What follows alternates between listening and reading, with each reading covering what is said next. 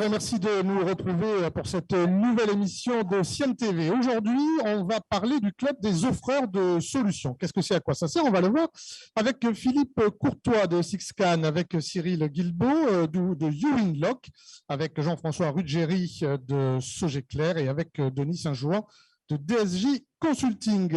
Bonjour messieurs. Donc vous avez vos micros, on vous entend, c'est parfait. Alors, le club des offreurs de solutions, on va voir qu'est-ce que c'est, à quoi ça sert. On va commencer peut-être avec vous, Denis. Le club, l'idée, c'est quoi? Merci beaucoup. Bonjour à tous. Alors, le club fête aujourd'hui ses 4 années, puisque initialement, l'idée du club s'est faite lors du Salon Sienne 2017. Un groupe de personnes s'est aperçu que les industriels étaient en retard sur leur transformation vers l'industrie 4.0. Ces mêmes industriels n'avaient pas connaissance des technologies, n'avaient pas connaissance des compétences capables d'accompagner sur le marché. Bref, ils savaient qu'il fallait changer, mais ne savaient pas comment faire. Et alors, l'idée du club a été créée, a été faite avec le soutien de la CCI, de la DREST et de la région. Et ce club a pour vocation de fédérer l'ensemble des offres techniques de l'Occitanie, de toutes les briques technologiques qui correspondent à la transformation que porte l'industrie 4.0 et a pour objectif également de fédérer les méthodes d'accompagnement des industriels. Et donc, c'est comme ça qu'est créé ce club. Donc, ce club ne fonctionne que par la coopération et la volonté de ses membres. Il est gratuit et on y trouve ce qu'on y apporte. Voilà, il y a la notion de collaboration qu'on va voir qui est très importante, on va la développer. Vous avez lâché le mot, c'est l'industrie 4.0, l'industrie du futur. Alors, on n'en entend pas beaucoup, on entend beaucoup parler, mais on ne sait pas forcément toujours ce que ça recouvre. Alors, on va, chacun a sa définition. Alors, messieurs, on va vous laisser donner votre définition de cette industrie du futur. On commence par ma droite. Allez, Philippe, allez. Philippe Courtois. Ben, en fait, si vous voulez, donc les technologies sont matures. Approchez le micro, d'ailleurs.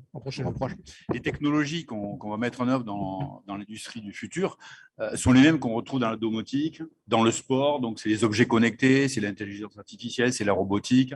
Et ce qu'on constate, en fait, c'est que l'industrie n'est pas encore à ce niveau de maturité. Et le véritable enjeu de l'industrie du futur, c'est de faire évoluer en maturité notre industrie pour qu'elle puisse s'équiper de ces technologies. Donc, nous, en tant que membres du club des offreurs de solutions, on représente soit des offreurs de services, comme Denis, par exemple, soit des offreurs de composants technologiques, comme Cyril et moi-même, par exemple. Alors, cette industrie 4.0, Cyril? Cette industrie, et que moi, si je me place en tant qu'industriel, fournisseur de technologies de solutions, ouais. J'ai une problématique qui est que la maturité de l'industrie n'est pas au niveau de ce qu'elle doit être. C'est-à-dire que la compréhension, et on a cette barrière à l'entrée qui fait qu'on a du mal à passer. Donc, on se retrouve plus à faire du conseil qu'autre chose et se retourner à travers des sociétés comme Denis et autres pour pouvoir conseiller cette industrie. Cette maturité doit effectivement progresser. C'est ce qu'on va voir. Jean-François, juste sur la définition effectivement là, de l'industrie du futur. Oui, alors pour nous, c'est pareil, c'est un seuil supérieur, c'est-à-dire pendant longtemps, on a parlé d'excellence opérationnelle, on a atteint un certain degré de maturité. Aujourd'hui, on veut aller plus loin, on veut profiter des nouvelles technologies qui sont à notre disposition, justement pour gagner en efficacité, en diversification et accroître tout simplement la productivité des systèmes industriels. Alors, pour ceux qui fréquentent le CIAN, on en parle quand même depuis des années de cette industrie 4.0, du futur. Il y a un problème, on stagne toujours un peu, on a du mal à franchir le pas pour certaines entreprises. Alors, vous me disiez, les grands groupes, pas de souci, ils y sont, ils y vont, mais on a un tissu de PME, de TI, et là, ça bloque encore un peu. Il y a des raisons, vous les connaissez très certainement, quelles sont-elles? Voilà. Alors déjà, il y a une résistance au changement classique. Dès qu'on parle de technologie, de digital, il y a une réaction toute naturelle qui est pourquoi changer ce qui marche? Ouais. Et en fait, les enjeux qu'il faut bien appréhender, c'est que si on veut s'améliorer, les seuils de productivité, les gains de productivité qu'on peut obtenir, c'est essentiellement avec le digital, en digitalisant l'usine, avec des objets connectés, de la robotique, de l'intelligence artificielle. C'est vraiment un vecteur essentiel pour progresser. Franchir le pas, Denis, la difficulté? moi, je pense qu'il y a aussi un grand manque de compétences disponibles sur le marché. Ouais. Souvent, les industries, alors sans être péjoratif, mais mécaniques ou des industries qui étaient absolument pas orientées sur les outils numériques, pour franchir le pas pour eux, d'un point de vue psychologique, c'est parfois compliqué, mais aussi c'est qu'ils n'ont pas les compétences disponibles. Et ça, et on le voit bien, on forme de plus en plus de gens dans le digital ou l'informatique, et on manque toujours autant de personnes sur le marché. Cyril, Jean-François, là, le constat aussi de pourquoi Le constat est aussi, ce qu'on remarque, c'est que beaucoup de gens, au lieu de faire de la digitalisation, font beaucoup de POC, beaucoup de proof of concept, histoire de dire que on fait de l'innovation et que vous voyez, regardez, on est en train de regarder. Et le passage vraiment à l'échelle est quand même compliqué. Alors pour les PME, je pense que l'association, ce qu'on voit beaucoup, c'est l'association de différentes PME qui travaillent ensemble et en synergie avec les différents clubs pour pouvoir arriver à passer le cap ensemble. Jean-François? Oui, complètement d'accord. Alors aujourd'hui, il faut surtout se dire pourquoi la digitalisation, c'est-à-dire bien montrer aux différents entrepreneurs qu'est-ce que ça va vous apporter. Déjà, quel est votre problème, qu'est-ce que vous pouvez améliorer, et on peut voir après quelles sont les solutions technologiques qui pourraient accroître l'efficience de votre système de production. Donc, c'est cette idée-là de franchir le pas, parce qu'effectivement, vous le disiez, bon, ça marche. Pourquoi je vais me lancer dans une aventure qui va me changer les habitudes, peut-être va me coûter cher, et puis surtout, je ne sais pas par qui être accompagné. C'est aussi l'intérêt de vous avoir sur le plateau, puisque finalement, toutes ces réponses, c'est vous qui les avez. Finalement, franchir le pas, vous êtes là pour accompagner ces gens, déjà voir l'intérêt. L'intérêt, je pense qu'il est vu déjà, ça vient, mais la barrière, c'est finalement comment je fais et je m'adresse à qui. C'est ça l'idée? Exactement, et c'est l'objectif du club, de mettre en relation les industriels, ou en tout cas de le mettre à leur disposition l'ensemble des acteurs de la région, puisque nous, on est le club de l'Occitanie, Ouais. pour qu'ils puissent franchir ce pas plus facilement et trouver immédiatement des gens pour les accompagner et des gens pour proposer des solutions. Philippe? Exactement. Donc, je crois qu'il faut procéder par ordre. Donc, cadrer le projet, parce qu'il faut avoir une vision, un genre de roadmap sur 3 ans, 5 ans, comment on va faire progresser, et procéder par étapes. Donc, ça peut être de la réorganisation au début, puis la mise en place d'une brique, une seconde brique, procéder avec des quick wins, et en ayant quand même en idée, effectivement, un retour d'investissement. Et ça, on est en mesure de le mesurer et de le proposer. Donc, Cyril, Jean-François, justement, là, comment on défait ce verrou, comment on déclenche? Moi, je pense qu'il faut pas. Le club est super pour ça parce qu'il permet aussi bien avec Philippe, on est sur les mêmes technos. Ouais. Et le club nous permet d'être dans les mêmes endroits, sur les mêmes marchés. Et c'est ça qui est bien, c'est qu'on est là pour servir un client, quel que soit le client. Et à travers ce club, cette démarche, on l'a tous. C'est ça qui est bien. Jean-François? Oui, alors le club permet justement de créer des synergies techniques qui ont été bien cadrées, comme l'avait précisé Philippe. Et on trouve vraiment toutes les briques technologiques dans le club, ce qui nous permet d'offrir une prestation, on va dire, digitale pour l'ensemble des sociétés qui nous sollicitent. Alors, vous le disiez, ce qui est important pour devenir adhérent, c'est gratuit. Ça, vous l'avez signalé, ça c'est important aussi. Tout à fait. On peut au moins venir vous voir, même toujours difficile de s'engager quelque part, quoi. Mais on peut venir se renseigner déjà. Tout à fait. Donc, nous avons mis en place En fait, le club est organisé, il y a un comité de pilotage, il y a 2 commissions. Donc, une commission communication et une commission écosystème. La commission écosystème est plutôt chargée de cartographier les offreurs, les briques technologiques, les méthodes. Et la commission communication de communiquer à travers une page LinkedIn et un site web CCI Business sur lequel on va retrouver l'ensemble des coordonnées et des technologies que propose le club, plus un fil d'actualité, des informations générales, etc., etc. Si je veux un guichet unique, je vais sur la CCI, là, celui-là, là, Oui. c'est le plus simple. CCI Business. Voilà. Donc, vous le disiez en introduction, la notion, c'est la collaboration aussi avec vos adhérents qui vont venir vous voir. Entre vous aussi, collaborer pour pouvoir faire des choses, tout simplement.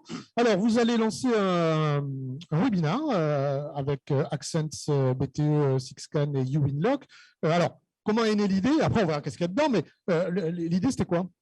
Justement, donc, pour rebondir avec cette résistance au changement, on s'est dit on va vulgariser un petit peu une brique technologique, qui est le suivi temps réel des assets industriels, qui est une brique essentielle dans la transformation.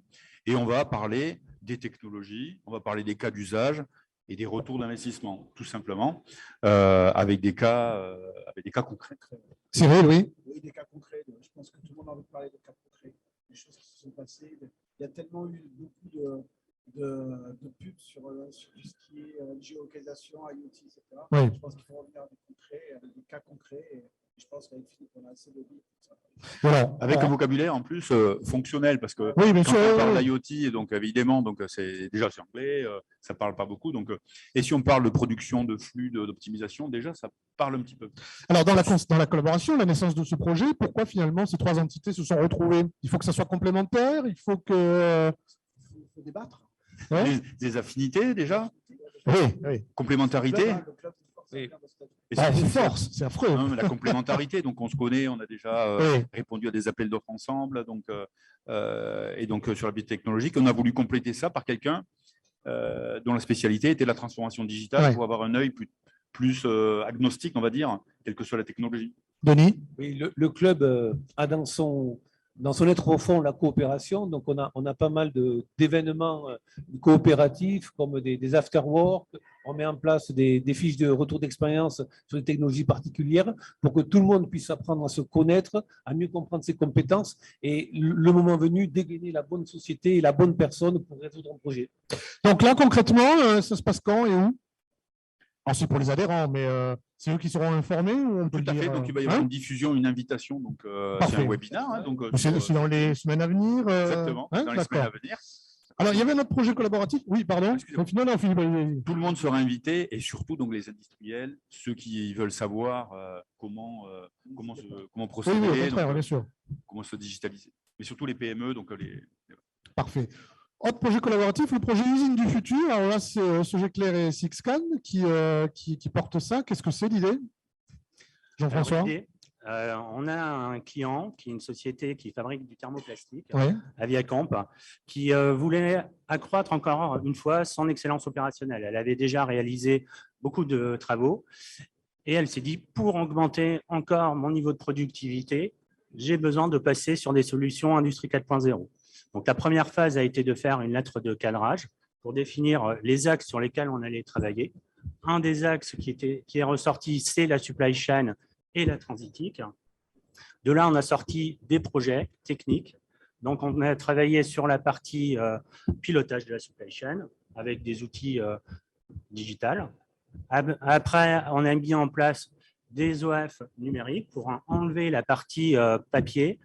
On a rajouté des AMR et pour compléter tout ça, on a mis une solution de géolocalisation qui en fait répondait à plusieurs de nos problématiques, la géolocalisation, le tracking et l'identification de chacun des OF directement sur la pièce. C'est fait, vous y êtes encore, ça va, il y a des choses qui vont encore se faire, on en est où là? C'est en cours. C'est en cours. C'est en cours. Aujourd'hui, les études sont terminées. On va mettre en place d'ici 6 semaines, 2 mois. Messieurs, un petit mot de… Oui, Denis, oui. Pour compléter ce que disait mon collègue, il faut savoir que la région a émis un parcours qui s'appelle le parcours Industrie du futur, qui permet aux entreprises de se faire financer les études de cadrage, de diagnostic et d'accompagnement qu'on peut trouver sur le site Hub Entreprendre et qui permet donc aux membres du club d'intervenir à travers ce mode de financement. Un dernier mot, messieurs? Sinon, on rappelle juste le site. Peut-être pour compléter donc, ce que disait Jean-François, donc, dans le projet, il y a 3 briques technologiques, Ouais. Ce qui est pas mal hein, donc, pour un projet. Donc, il y a des robots, des AMR, des AGV donc, qui vont convoyer donc, en fait, des bacs. Il y a une plateforme IoT pour remonter justement les objets communicants de l'usine, pour faire en sorte que ce soit une usine connectée. Et la brique géolocalisation, visualisation en temps réel de tout ce qui circule dans l'atelier, que ce soit les outils, les ordres de fabrication. Donc, c'est un projet, c'est vraiment une vitrine. C'est un bel exemple de… Et ça répond bien à une fonctionnalité. On n'est pas parti de la solution technique. C'est la lettre de cadrage qui a permis de démontrer qu'il y a une problématique à gérer sur ce point-là. Et c'est à partir de ce moment-là qu'on s'est dit, voilà les briques technologiques qu'il va falloir mettre en pratique. Parfait. On rappelle juste l'adresse du site, c'est le plus important pour aujourd'hui, puisque c'est la présentation quand même. CCI Business. Parfait. Messieurs, merci beaucoup. Merci. Merci à vous. Merci beaucoup.